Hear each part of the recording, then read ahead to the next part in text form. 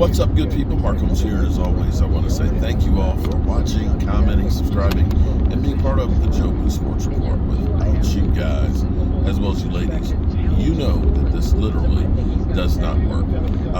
On the road still, and I've endured listening to Undisputed, in which case Micah Parsons is not there. So they don't mention Micah Parsons, coming on the show or anything else. We don't know if that whole thing has been killed or whatever. But, Shannon Sharp, the last comments about him was, once he gets a couple games of victories under his belt, he'll probably show up. Well, we got a couple of victories under our belts, and he's not there.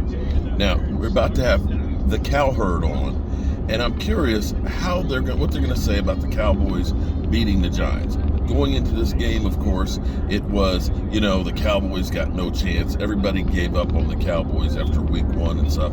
But let's see if it's going to be more about the Cowboys beat the Giants or more of the Giants are just a bad team. And on a Tuesday, live in Los Angeles, it's The Herd. Wherever you may be and however you may be listening, iHeartRadio, Fox Sports Radio, and FS1, 1 hour from now, will the Jaguars make the Herd hierarchy? Will the Packers make the Herd hierarchy? Our top 10 NFL teams. It is great to have you in, J-Mac. So it's your typical Cowboys standalone Monday Night Football game. They win. Everybody's very excited. Yeah. Cooper Rush looked fantastic. He's not making mistakes, Colin. That's all you need him to do. We liked the Cowboys yesterday. That Another was our winner. Show. We like the Cowboys to win. So let's start the show talking about that. If you are a Cowboy fan, you should feel pretty good. Let's be honest. You were on the road, and it was about as revved up as a New York crowd has been in a long time. Mm-hmm. You had a backup quarterback. You didn't play great football. Tons of penalties. CeeDee Lamb dropped a pass, probably would have been a touchdown. O-line still not healthy. I mean, you're using backups. And in division, you won. So let's start with that. Anytime you win back-to-back games with a backup quarterback, especially on the road, feels great. Also, the pass rush against the Bengals and the Giants, that is now an area of strength. DeMarcus Lawrence, Micah Parsons was about 75%. Great pass rush against the Bengals, against the Giants. That is clearly now an area of strength. I think it's the strength of the team. Mm-hmm. But this is a 4 or 5 year trend. We talked about this with Green Bay. You roll a couple of dysfunctional in-division teams like the Giants and Washington. Here comes Washington for the Cowboys, and they're going to roll them, and the fans buy in. Oh, man, this team is... But you look around and you think to yourself, I've been watching this for 4 or 5 years. And Green Bay, we talked about this. Dallas and Green Bay are these massive brands. Mm-hmm. Make us feel good about the NFL. Mm-hmm. They got a lot of fans that didn't even grow up there, so they make a lot of noise. And they've got a couple of wildly dysfunctional teams in their organization, in their division. The Lions and the Bears, and every time they have a bad game, they just happen to be playing one of those teams often at Lambeau. And the network puts it on because the network loves Green Bay and they love the rivalry with the Bears, so they put it on television and they roll. And the networks love the Cowboys and Giants, and that's going to get a rating. You get New York's media market and the big star with the Cowboys, and they roll them every time because the Giants are dysfunctional. And so this is the reality of what happens. Networks put the Packers and the Cowboys on these standalone games with their dysfunctional in-division rivals, and you forget about what they looked like 2 weeks ago or 3 weeks ago. I mean, this is the 7th straight divisional win for the Cowboys. If you take out the Dak injured year, the Cowboys are 20-4 in their division since 2017, and they're often on television. And they're often the Sunday night game or the Monday night game or the big Fox game. The nation's watching. They're dysfunctional. The networks love the Cowboys Giants. You get the New York market. You get the Cowboys. They love the Packers Bears. You get the Chicago market. But we know the Packers and the Cowboys in the last 10 years, they always feel like they kind of come up short. But their fans, everybody for Dallas is buying in this morning. And I'm sorry, I'm an outsider, so I'm sorry if I cannot put you in the class of the Bills or the Ravens or the Rams or the Chiefs. I can't do it. I mean, you got to feel good about winning on the road when you dropped the touchdown. Mm-hmm. You had a backup quarterback. It was a hostile environment. Mm-hmm. But boy, does this feel like a rinse and repeat to me. Not to be Mr. Negative. But yes, they rolled the Giants. And yes, the Packers rolled the Bears. But neither one of them has a quarterback that will probably be playing in their city in 3 years, 2 years, or for Daniel Jones, maybe next year. Mike McCarthy after. Just love the division win, the complimentary football that we played today.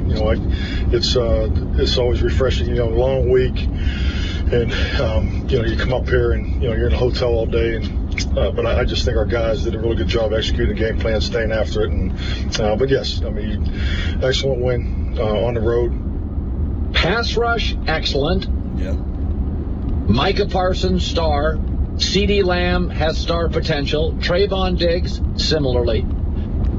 But, again, I caution Packer fans after clobbering the Bears, and I'll caution Cowboy fans after rolling the New York Giants. We've been on this thing for like 7 years. Standalone Giant-Cowboy game. Standalone Packer-Bear game. We know who wins. We know the reaction. At the end of the year, we also know the result. Disappointment. All right, let's talk New York Giants. Listen. Let's go on the Giants. Okay, I'll hold on First of all, the crowd was great. I've said it. It's just better when the Yankees win. Baseball's better when the Yankees win. Even the second team in town, when the Mets win. It's fun. It's better when the Knicks win. The Garden's electric. That crowd last night was great. New York is football starved. Here's the good news. I don't know, but I think you've got the right coach. He's an offensive coach. He's authentic. He's relatable. He has a track record of making quarterbacks better. So I think you have the right coach. And I know of all the boxes you have to check in the NFL, you got the left tackle right. The rest of the O-line stinks, but you got the left tackle right, and I think you got the head coach right. So in all of the things you have to check, the 7 or 8 boxes you have to check in the NFL, culture, coach, quarterback, you've got an I think and an I know, and that's it. You don't have to have a great running back, and Saquon's really good. But you can keep making excuses. Well, the offensive... Okay, I'm going to leave it there. This is where it's actually comical to me because going into that game, I believe that the Giants were favored. That people had said that the Cowboys have no chance. I didn't see the pregame predictions, but I do recall people talking about, I think it was Kurt Warner that actually said that this will be Daniel Jones' coming out party and that they're going to win big against the Cowboys. Now, the Cowboys win after everybody predicting that the Giants were a good team, going 2-0, a team that went to Tennessee and beat Tennessee on the road. And understand, beating a team on the road, a playoff team, the number 1 seed the year before to open up the season, that's not exactly chopped liver. But of course, the Cowboys win, and well, it's just the Giants. It's just the Giants. The Eagles win 3 games against guys that didn't have a winning record last year, and they're the best team in football. Yeah, that's the way it is. Cowboys beat you, oh, you're nobody. Oh, well, take away the Cowboys owning their division, each of the years. That doesn't mean anything. Okay, I got you. Well, at least I'm almost at my destination, so I can start getting some work done. And we're late today getting going because, well, it was a Monday night game. We were up late, weren't we? I think I finally went to sleep at 2 and got up at 7. So I'm rolling on 5 hours of sleep tonight. But you know what? I'm happy that I got shit to do. Unlike Tom Brady, who has shit to do. I'm Mark Holmes with Michael Anthony Fitness Reactions Gig Economy on all social media platforms. We'll see you here on the job site. Peace.